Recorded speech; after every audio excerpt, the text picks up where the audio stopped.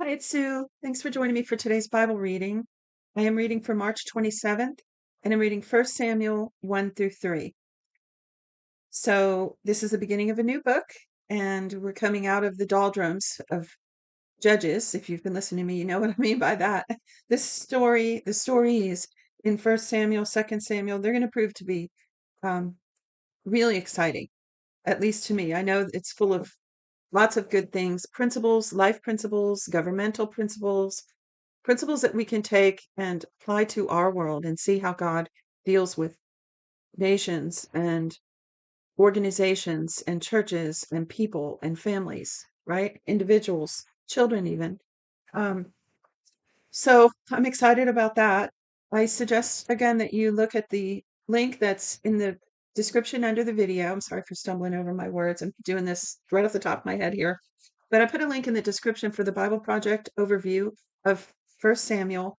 They actually link First Samuel and Second Samuel together because they are actually one book. I think they do two videos separate, but they kind of tell the whole story together. You'll see what I mean when you watch it. Um, One other reason a personal reason that I like this story is because I have a son named Samuel, and of course my children are special to me, like with any mother, but it began let me just say, through the years, the Lord has given me umpteen words about my children. And it began really with this one, where I was newly married, and the Lord just began to put a vision in my heart about being a homemaker and a mother, which I've done all my life now and loved it. It's my favorite job.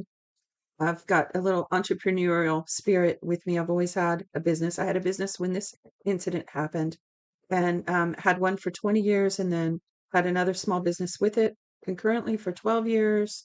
Went into another industry where I semi worked for myself as a contractor. I've just always loved the freedom of working for myself. And then still today, I have um, these various little businesses that I run, but all of them really with the ultimate goal of allowing me to stay at home and work from home and be a homemaker. I love to garden. I love to cook. Love to being a mom.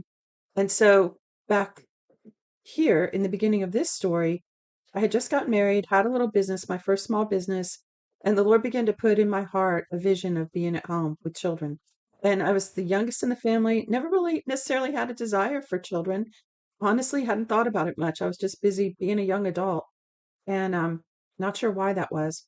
But I got this vision, and the Lord began to move.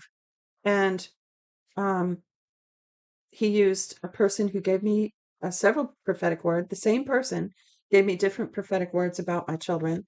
And long story short, I became pregnant right around that same time. And in fact, I had to go. I was very sick, and I went to the emergency room, and they did all these tests on me, including x-rays.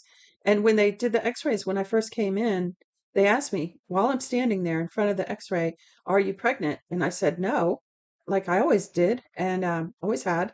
And I heard a voice inside of me say yes.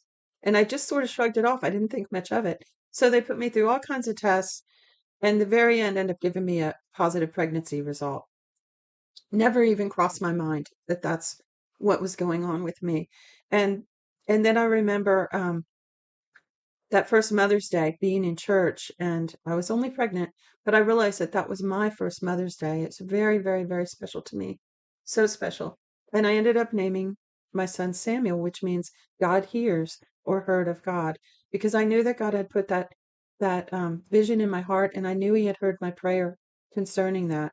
And so yeah, and so the story begins with Hannah, who is crying out to God for children. She's barren.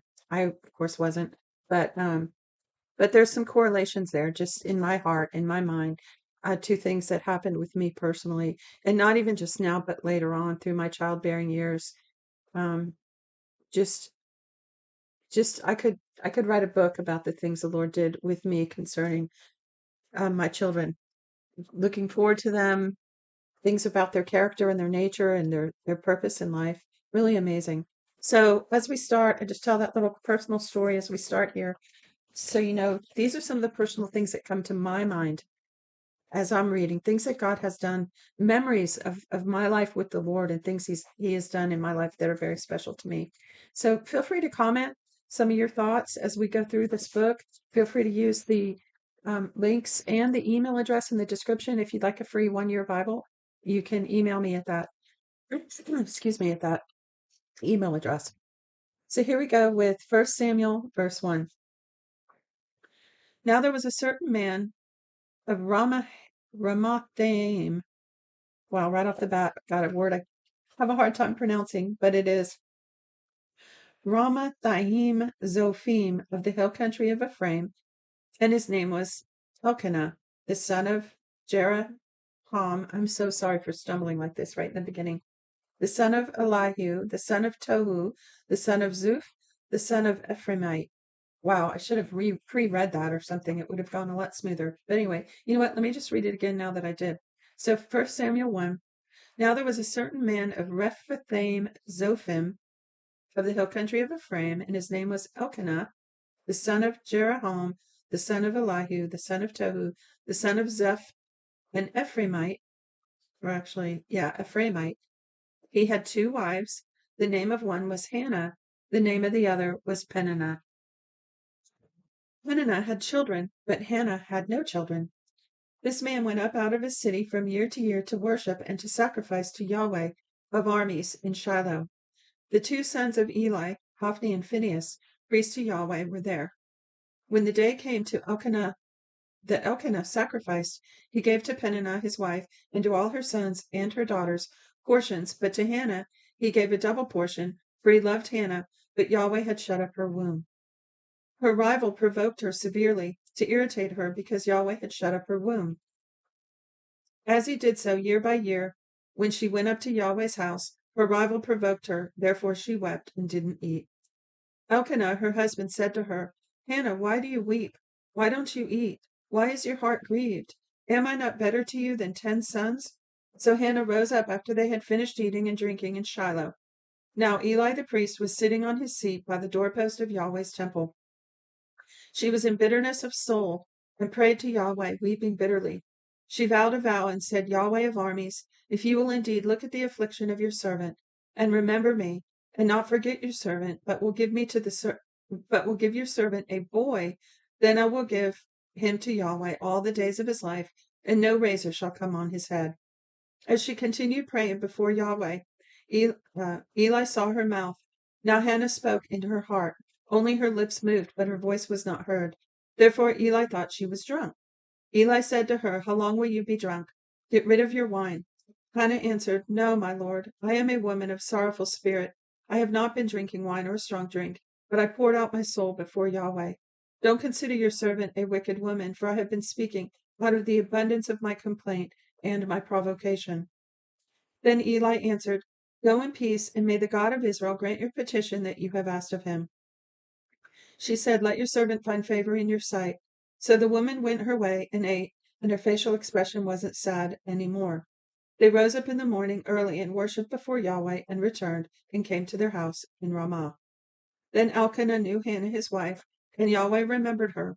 When the time had come, Hannah conceived and bore a son, and she named him Samuel, saying, Because I have asked him of Yahweh. See, that's what it means, right? Heard of God, God hears, or here it says, Because I have asked him of Yahweh. The man Elkanah and all his house went up to offer Yahweh the yearly sacrifice and his vow. But Hannah didn't go up, for she said to her husband, Not until the child is weaned. Then I will bring him, that he may appear before Yahweh and stay there forever.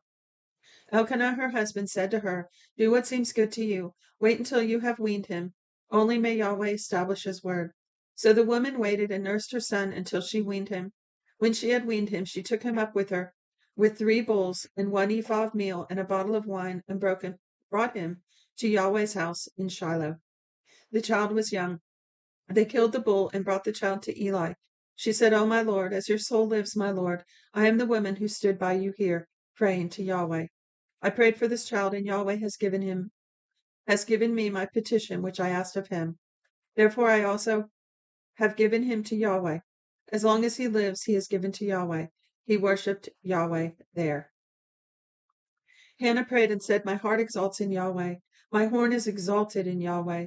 My mouth is enlarged over my enemies because I rejoice in your salvation. There is no one as holy as Yahweh, for there is no one besides you, nor is there any rock like our God. It's just occurring to me that like she knew that was a direct answer to her prayer. You could say, well, you just happened to get pregnant, but she knew that Samuel had blessed her and really prophesied, not Samuel, Eli had, the priest had really prophesied to her about the baby and bless her when he gave her that blessing. And she knew the timing because it was like probably exactly 9 months after she had been there. So anybody else could question, but she knew that she knew that she knew that God had answered her prayer and touched her body. So it says, so that's why she's just rejoicing. That's almost better than the gift that you get. I don't know if you've ever had this happen to you, but when you get an answer to prayer that's so miraculous like that, the experience is better than the thing that you get almost. It's like just the fact of knowing that God sees you so personally and cares that way. It's amazing. So it says, there is no one as holy as Yahweh, for there is no one besides you, nor is there any rock like our God. Don't keep talking so exceedingly proudly. Don't let arrogant, this is her song, this is Hannah's song. Don't keep talking so exceedingly proudly. Don't let arrogance come out of your mouth. For Yahweh is a God of knowledge. By him actions are weighed. The bows of the mighty men are broken. Those who stumbled are armed with strength. Those who were full have hired themselves out for bread. Those who were hungry are satisfied. Yes, the barren has borne 7. She who has many children languishes. Yahweh kills and makes alive. He brings down to Sheol and brings up. Yahweh makes poor and he makes rich. He brings low, he also lifts up. He raises up the poor out of the dust. He lifts up the needy from the dunghill to make them sit with princes and inherit the throne of glory. For the pillars of the earth are Yahweh's. He has set the world on them. He will keep the feet of his holy ones, but the wicked shall be put to silence in darkness, for no man shall prevail by strength. Those who strive with Yahweh shall be broken to pieces. He will thunder against them in the sky. Yahweh will judge the ends of the earth. He will give strength to his king and exalt the horn of his anointed. Elkanah went to Ramah to his house. The child served Yahweh before Eli the priest. Now the sons of Eli were wicked men. They didn't know Yahweh. Wow, I gotta highlight that because here's an example in the Old Testament about knowing the Lord. Knowing the Lord, even then. The custom of the priests with the people was that when anyone offered a sacrifice, the priest servant came while the meat was boiling with a fork of 3 teeth in his hand, and he stabbed it into the pan or kettle or cauldron or pot. The priest took all that the fork brought up for himself. So they did in Shiloh to all the Israelites who came there. Yes, before they burned the fat, the priest servant came and said to the man who sacrificed, give meat to roast for the priest, for he will not accept boiled meat from you, but raw. If the man said to him, let the fat be burned first, and then take as much as your soul desires, then he would say, no, but you shall give it to me now, and if not, I will take it by force. The sin of the young men was very great before Yahweh, for the men despised the offering of Yahweh. So there again, it goes back to that principle we learned about. They don't understand the difference between the sacred and then the unsacred, the clean and the unclean. They couldn't discern that, the sacredness of this offering ritual, and they despised it. Moreover, his mother made him let me back up. The sin of the young man was very great before Yahweh, for the men despised the offering of Yahweh. But Samuel ministered before Yahweh, being a child, clothed with a linen ephod. Moreover, his mother made him a little robe and brought it to him from year to year when she came up with her husband to offer the yearly sacrifice. Eli blessed Elkanah and his wife and said, may Yahweh give you offering from this woman for the petition which she has asked of Yahweh. Then they went their own way home. Yahweh visited Hannah, and she conceived and bore 3 sons and 2 daughters.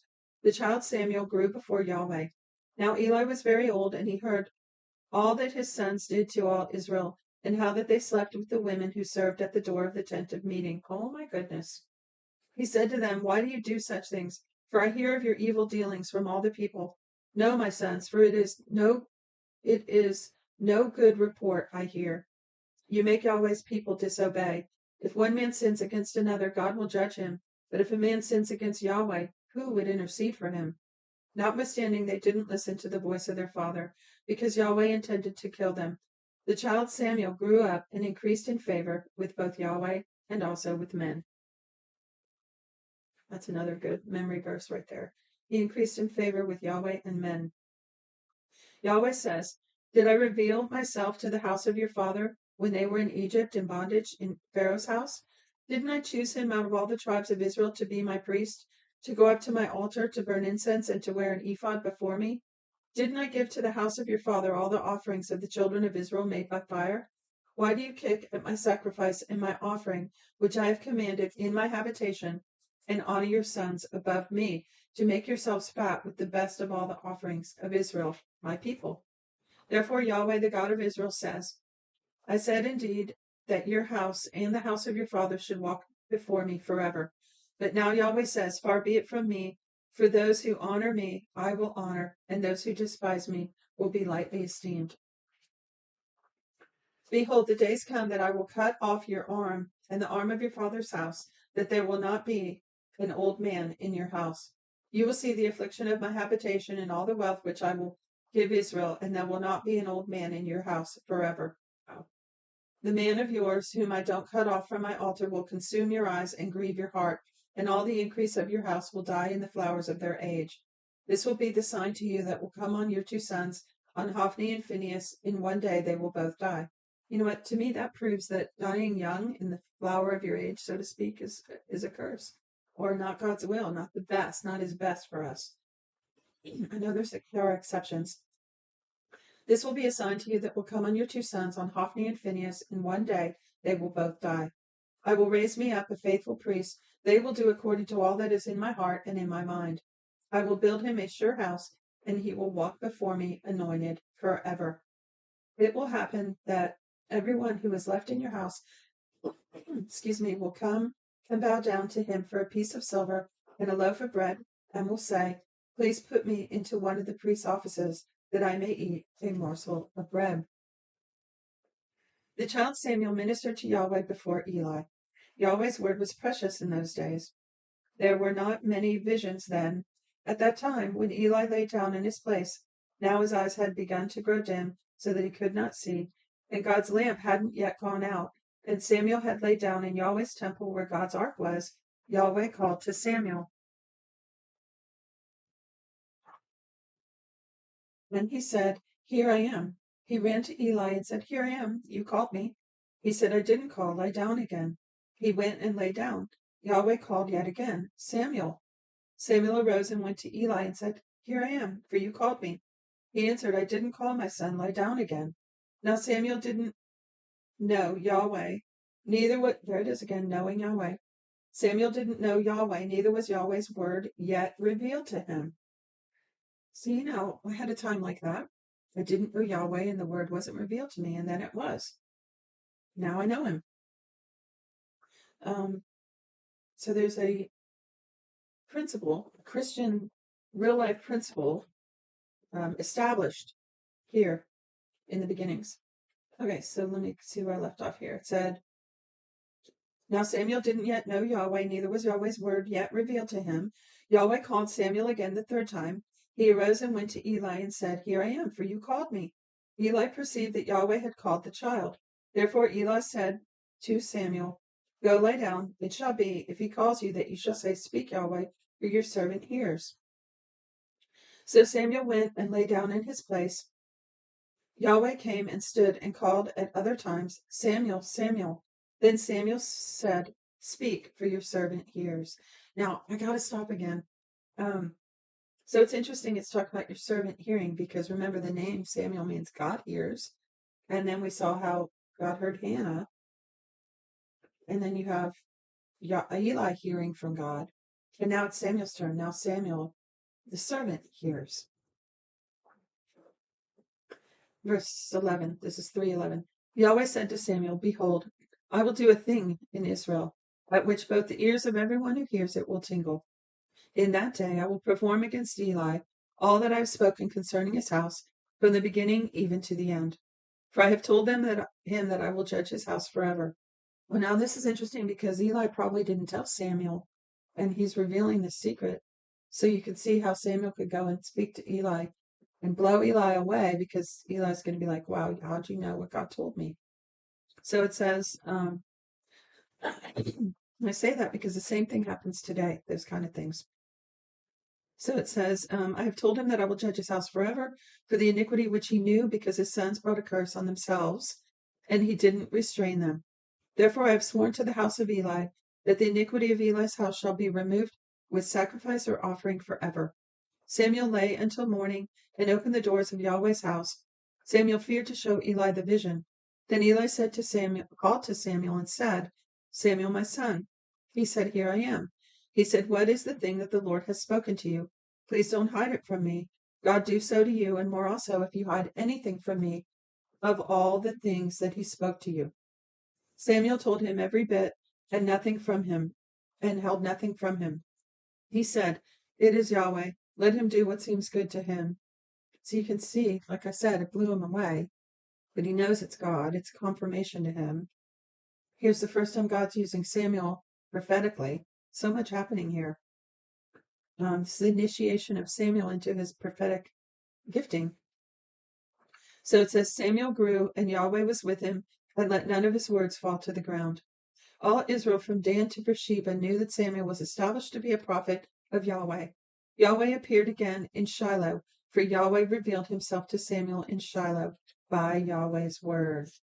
Now, see, this I'm liking. I could keep reading now because I want to see what happens next. But look at that principle, even right there at the end.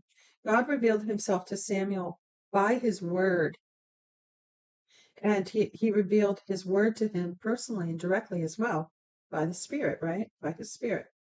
So, same principles operate today. God speaks to us through his word and his Spirit. He speaks to us through other people at times. So you have the prophetic gift in the story working through Hannah, because when she gave her song, that Hannah song, that's actually prophetic of what's going to come later.